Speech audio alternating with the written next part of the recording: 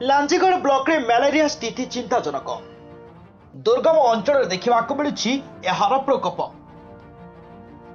केउठी रास्ता नहीं कि एम्बुलेंस नहीं, खटिया बोही डाक्तरखाना जाउछंती रोगी।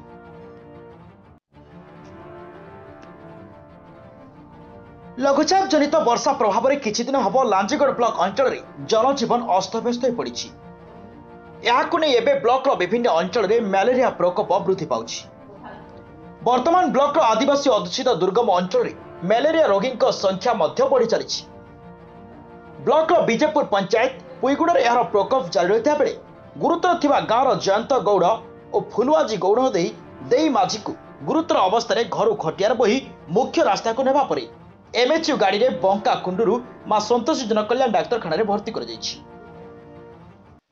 वर्तमान एमानक स्थिति रे सुधार आसिबा परे उक्त पंचायत सिंधिभटा गाँव जयंती माझी, संजय माझी, सांज माझी, गोविंद माझी, बानदे माझी, सुशीला माझी, लक्ष्मी माझी, रजनी नायक, संजना माझी, सविता माझी असुस्थ होइथिबा बेले मलेरिया ज्वर रे आक्रांत थिबा जणा पड़िछि। खबर पाई बंका कुंडुरु मां संतोषी डाक्तरखाना विश्वनाथपुर गोष्ठी स्वास्थ्य केन्द्र कर्मचारी सिंधिभटा गाँव को जाई कैंप करी स्वास्थ्य सेवा जोगाई ता सहित औषध बंटन पर स्थिति नियंत्रण रही बंका कुंडुरु मां संतोषी डाक्तरखाना प्रकल्प संयोजक चित्तरंजन नंद प्रकाश करिसेंति। सेहिपरि ब्लॉक विश्वनाथपुर गोष्ठी स्वास्थ्य केन्द्र अंतर्गत लांजीगढ़ रोड प्राथमिक स्वास्थ्य केन्द्र, मधुपुर प्राथमिक स्वास्थ्य केन्द्र, बेनगांव प्राथमिक स्वास्थ्य केन्द्र समेत लांजीगढ़ गोष्ठी स्वास्थ्य केन्द्र में एवं प्रतिदिन ज्वर, थंडा, सर्दी, काश रोगी लंबा धाड़ी लगी रही। भूताणु जनित ज्वर रोगी संख्या आशातीत भाव वृद्धि पाई। सबू डाक्तरखाना दिन को दिन मलेरिया रोगी संख्या बढ़ी चली। अनेक छात्र छात्री मलेरिया पीड़ित थिबा जणा पड़िछि। यह स्वास्थ्य विभाग मुंड व्यथार कारण पलटि। विश्वनाथपुर गोष्ठी स्वास्थ्य केन्द्र दिन को 15 ରୁ 20 मलेरिया रोगी चिन्हट होता बेले लांजीगढ़ में 10 ରୁ 15 मलेरिया ज्वर में आक्रांत थिबा जणा पड़िछि। विश्वनाथपुर लांजीगढ़ 2 गोटी सहर में जदि स्थिति एमिति ताहेले दुर्गम अंचल में यार दुगुणा रही बोली अंचलवासी प्रकाश करिसेंति।